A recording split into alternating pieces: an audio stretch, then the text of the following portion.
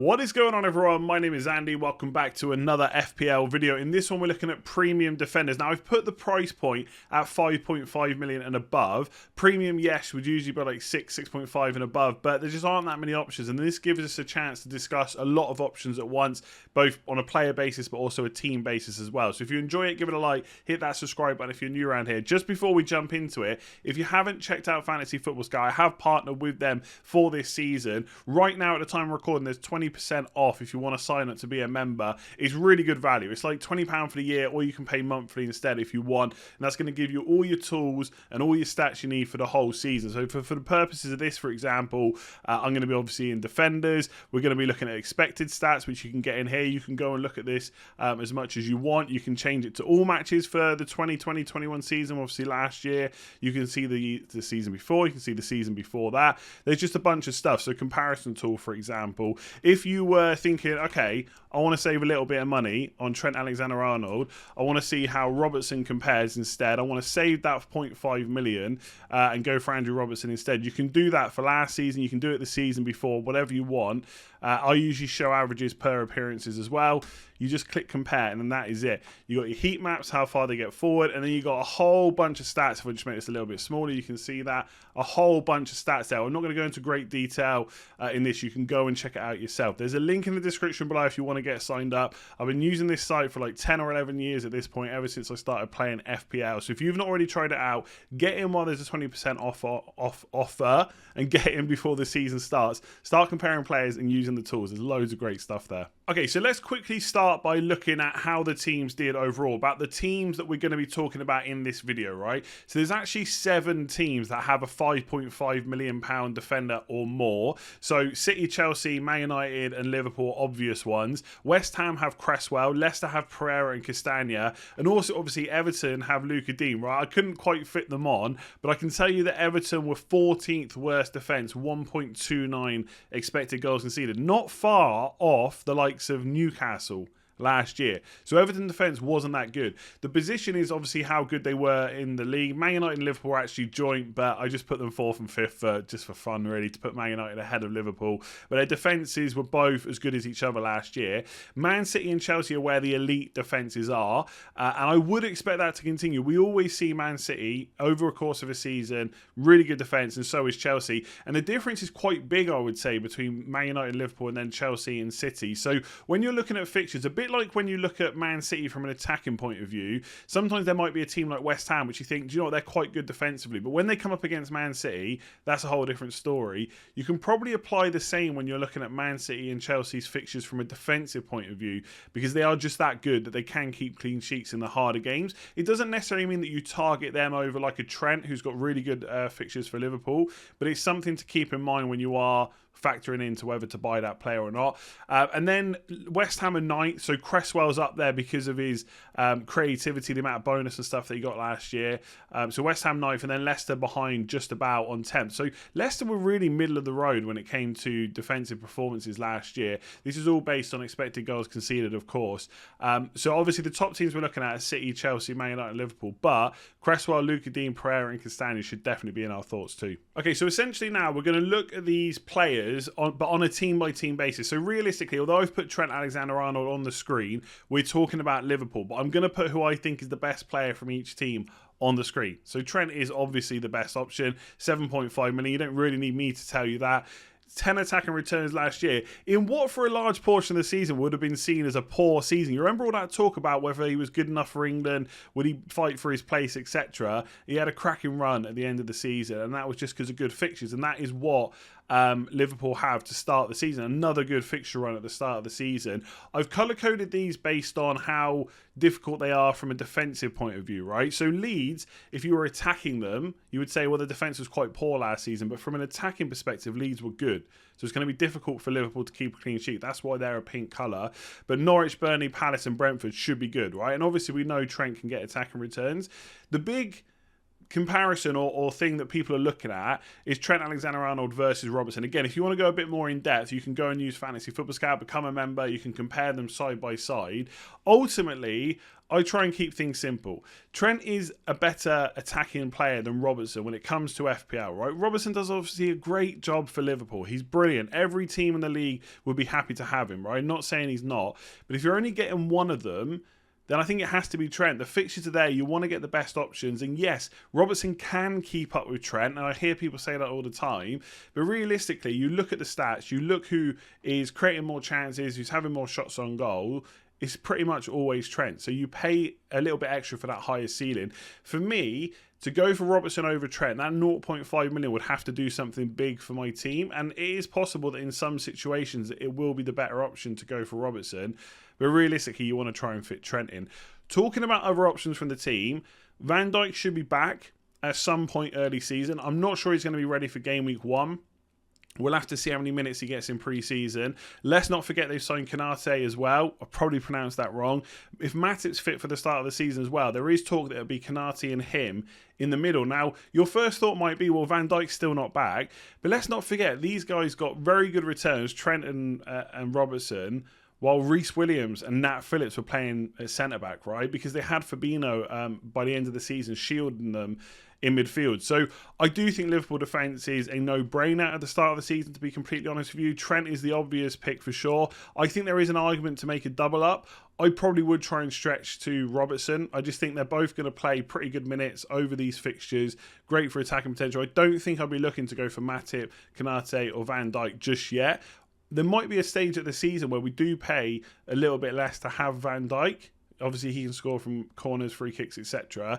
But we need to wait till he's back. So, Liverpool defence looking damn good. I don't think you'd be crazy, but you'd have to have a very good reason not to have at least one going into game week 1. So, remember what I said at the start? There's such a good defence, you could probably forgive the fixtures for Man City. The thing for me is, when I think about who I want to put in my game week 1 side. Essentially, we're on a wild card, right? We can have whatever team we want, and we're setting up for the next 4 to 6 fixtures. And I just think if I was on a wild card, would I want a player with these fixtures, even if they played for Man City? Because the thing with Diaz is, he's absolutely nailed, right? As long as he's fit and available, he's going to play pretty much every single game over a season. Of course, there'll be times when the fixture congestion gets so much because Man City are in every single cup going that he might miss the odd one. But at the start of the season, we don't have any concerns over that. And to be honest, if he had a good run of fixtures and then in game week 10, this was the start of his fixture run from kind of like game week 10 to game week 15, 16, I probably wouldn't look to actively sell him. But at the start of the season, I want to maybe be a bit more aggressive. And I just don't think he necessarily has the goal threat where he's going to score us a lot of goals, going to get us a lot of assists. We really are just backing the clean sheets, which aren't a problem because, yes, he could get one against Norwich. He could get one against Southampton. So that's already 2 in the first 6. Could he get another 1 or 2 against Spurs, Arsenal, Leicester, Chelsea? He probably could. And if you're big on Man City defence, you want to set and forget a defender. You don't want to spend on kind of the Liverpool defenders, etc., then I don't think he's a bad shout at all, right? I don't think he's a bad shout to back. I could see him getting at least 3 in this run, right? But 6 million just feels like a lot when for 0.5 million cheaper I can get like a Shaw, a Luka Dean or someone like that. Or for, I mean, I'm not saying $1 million is easy to get, but $1 million more to get to Robertson, who's much more attacking and has better fixtures. It just doesn't feel like the right time to do it, especially when a lot of people will wildcard again pretty soon, like game week 5, 6, 7. Then you could put them in if you wanted. In terms of other options, Cancelo is the same price, right? So if you wanted to go for a Man City defender that's also a bit more attacking, he could be the one. Bearing in mind that he can play on the right or the left or the right, whichever way around you want to put it. And obviously there will be some defenders coming back late. Now, for some teams, right, for example, just plucking someone out of thin air, Grealish at Aston Villa, I don't think it really matters when he gets back. As long as he's fit and available to play, he'll probably play for Villa, right? Not saying they'd risk him, but he's so integral to that team.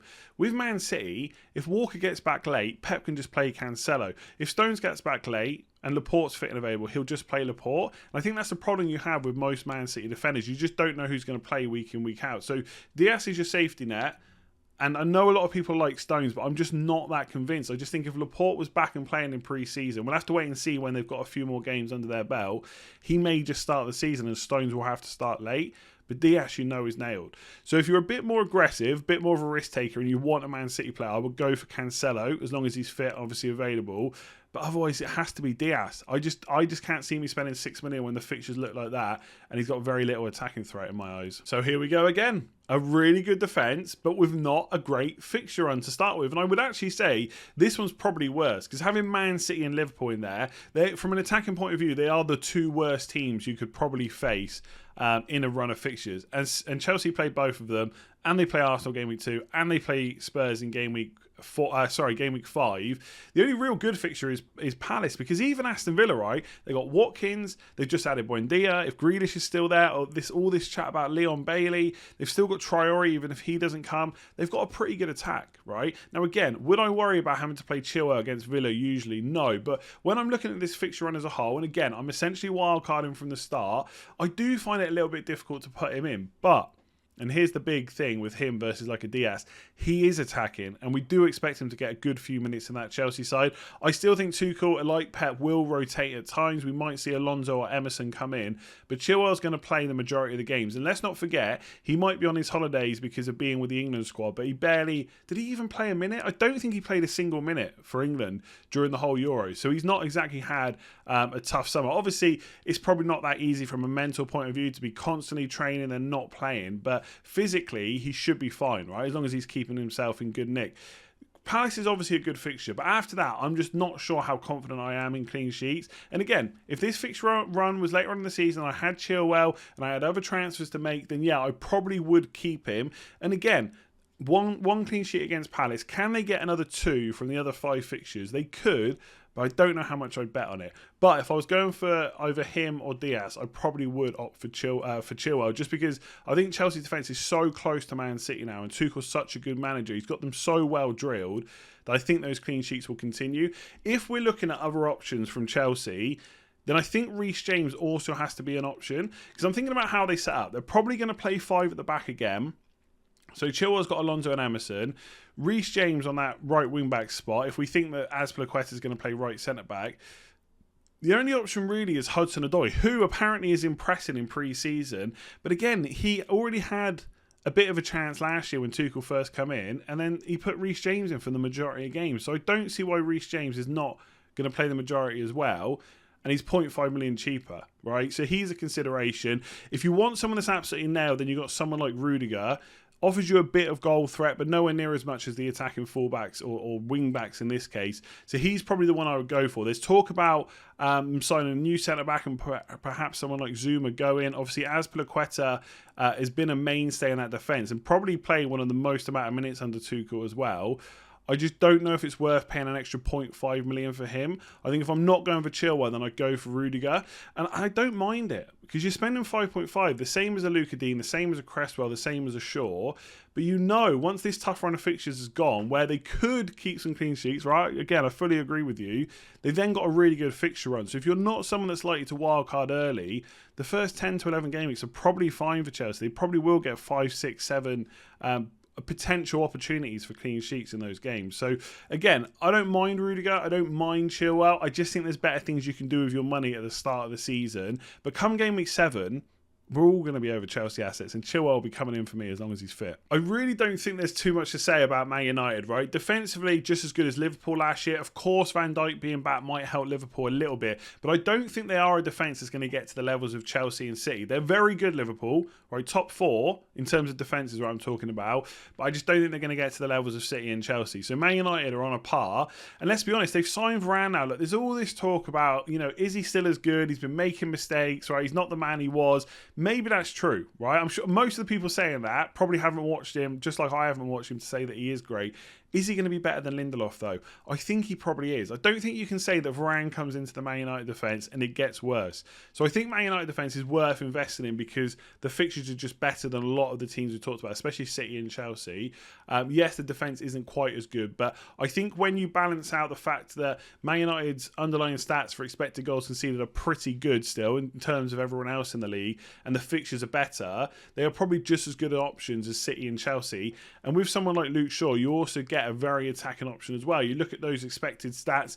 Yes, he's more likely to get you an assist than a goal, but that's fine, right? You do that, you get some bonus points, happy days. So there's a reason that he's 46% owned. Part of that is to do with the Euros, of course, but he showed how attacking he was last year. Varane is only going to help that Man United defence. I just don't really see too many issues, and he costs you a bit less. And later on, you can always move him on. I don't think there's too many other options in that Man United defence to go for. Varane hasn't been priced at the time of recording this. I'm telling you now, he'll be 5.5 million. It would be crazy to price him at 6. He doesn't have the goal threat to warrant a higher price than Maguire, that's for sure. And obviously, we know Maguire's nailed on, so why would Varane make any difference to that? So he's going to be 5.5. I don't think Maguire and Wan-Bissaka and Varane, I don't think any of them offer anything more than Luke Shaw can get you. I don't hate going for Maguire because he does have a bit of goal threat himself, but realistically, when it comes to attacking potential, Luke Shaw is the one. I wouldn't go for any of the others, unless, of course, you want to double up. And I'm not saying don't do that, but it probably isn't the best way to spend your money. Okay, so these are basically the rest of the teams that are covered by a 5.5 million or above defender. These are obviously all 5.5, as you can see. Cresswell, I'm saying no. He was really good last year. He was the third highest scoring defender, and a lot of the season went past until I kind of realised just how good he was being. But I just don't think he's worth the 0.5 million extra over Sofal. I just think at 5 million, you're just better off buying him if you want to go into the West Ham defence. And I do think the West Ham fixtures are pretty good. Like, I'm looking at them here: Newcastle, Leicester, Palace, Southampton, Man United, Leeds, Brentford. I mean, you look at those opening 7: Newcastle, Palace, Southampton, Brentford, at least 4 fixtures where they could potentially get a clean sheet. So I like West Ham. I probably will own Sofal myself. I don't really see why it's worth spending the extra on Cresswell. He had a great season last year, but I would just not spend that money. Castagna, I'm just not really interested in Leicester defence, to be completely honest with you. Again, fixtures are okay. Wolves, will they be more attacking? We'll have to wait and see. West Ham, Norwich. It's not a bad first 3. Then they got City, Brighton, Burnley, Palace. I think, again, defensively, their fixtures are quite good. Would I spend the 0.5 over someone like Sofal or Tierney to go for a Leicester defender? Maybe, but Johnny Evans, Pereira, Castagna, none of them were massively attacking last year. Like, even Johnny Evans, who it felt like he scored a few goals, only scored twice. He did get 2 assists as well. And Castagna and Pereira just weren't as attacking as maybe we expect. Obviously, we'll have to wait and see when James Justin gets back and how he gets back into the team. But I think he's got a bit to go, in terms of recovering from injury. And also, you can get Fofana for 4.5 million. Obviously, he's nowhere near as attacking, but you cover the clean sheets for $1 million less. So it's hard to warrant going for the extra there. Luka Dean I like. I think you just need to make a decision on what you think about Benitez, because last year, like I said at the start, Everton's defence wasn't good. 14th worst team, or they were 14th, for expected goals conceded out of the whole league, which is pretty poor. Will Benitez make them a better defence? Possibly. How quickly can he do it? I don't know. And if he does it, will it be at the expense of attacking returns? Because Luka Dean got quite a few last year.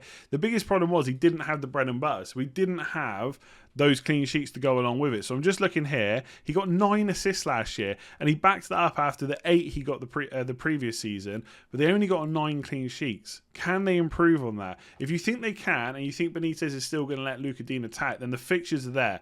And I think he's a good option. Southampton, Leeds, Brighton, Burnley, Villa, Norwich. Like, I'm looking at those first 6. I'm thinking clean sheet possible, not saying definite. Southampton, Brighton, Burnley and Norwich. So 4 of the first 6 look pretty good, I would say, for Everton. But the defensive numbers weren't there this year. How quickly can Benitez work his magic? And that's the only thing putting me off right now. So I know we've kind of already looked at the fixtures, but I wanted to put them all up again. I haven't got Everton on here, I know, but we know their fixtures are good.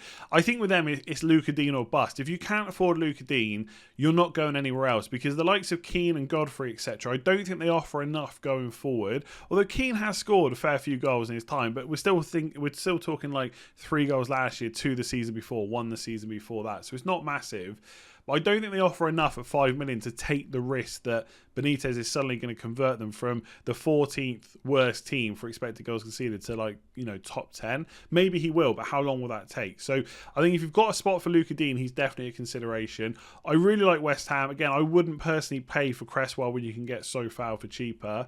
And Leicester's fixtures probably aren't as bad as I kind of made them sound just a minute ago. I think they're actually quite good. But again, am I going to spend 5.5 on a Castagna or a Pereira when I can get Fofana for 4.5? I don't think I am. Like, Fofana is not exciting at all. He has very limited goal threat, but he does cover the clean sheets pretty well if you need someone that's fairly nailed and going to play most games. So realistically for me, when it comes to premium defenders, and I'm talking 5.5 or above, I'm mostly looking at those top 4 teams: Liverpool, Chelsea, City and Man United. I think Liverpool's a no-brainer. It's just a question of whether you have 2 of Robertson and Trent, not just 1. I think it has to be Trent if you just have him 1, obviously. Luke Shaw, great if he's back. If he's not, you could still go for a Man United defender, but I think the appeal is somewhat reduced if Luke Shaw's not an option, right? We'll have to wait and see who plays there instead. Tellez is injured, so it could be Brandon Williams. Realistically, I think Shaw will be back and playing for game week 1. The England players, I think, are back on the 3rd of August, so they do have a bit of time to play and get, training, etc. before the start of the season. And then it just comes down to Chelsea and City. And look, I could sit here for ages and make, not random, but thoughts as to why a match could be good or could be bad, right? So Man City have got to play Spurs game week 1. Kane might not be playing that game. Will he be fit and available? Will he still have all this transfer speculation? If he doesn't play, does that make that game easier or harder? Well, I think when they played him, I can't remember if it was the first or the second game, but Kane was dropping deep quite a lot, and Man City coped with that fairly well. But on another time, he might pick the ball up and spring Son into action. If they haven't got Kane, who does that? Who's playing up front? If they've sold Kane, who comes in? And is that striker going to be better or worse? I mean, almost certainly worse. And if they don't sign a striker, is Son going to be playing through the middle? And does that make it easier? I don't know if it does, because Son is just so good. And obviously he'll be playing on the shoulder, trying to get in behind.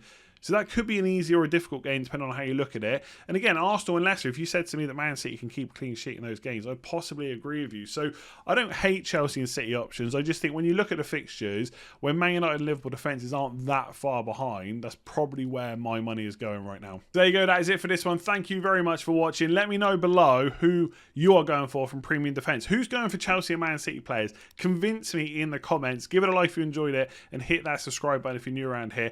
Do not forget to check out Fantasy Football Scout if you haven't already. Link in the description below. Like I said, you can pay yearly or monthly depending on how you want to do it. It really is a cheap cost for such a great amount of tools. And also, by the way, if you like reading instead articles, they power a load of free content, but there's a bunch of members articles as well, which are really good. So they add a bit extra to each of the articles they do. So check it out. Link in the description below. And lastly, if you've not already signed up to Patreon, there is a link to that in the description below as well. Big shout out to Tom S, who has signed up since the last video. I've changed my Patreon stuff around a little bit, so I've put the Q&A in the bottom tier now. I've added a mini league back in there as well, so if you want to check it out, it's all kind of written up, and basically what's on offer is all written up on the page. Just click that link in the description below.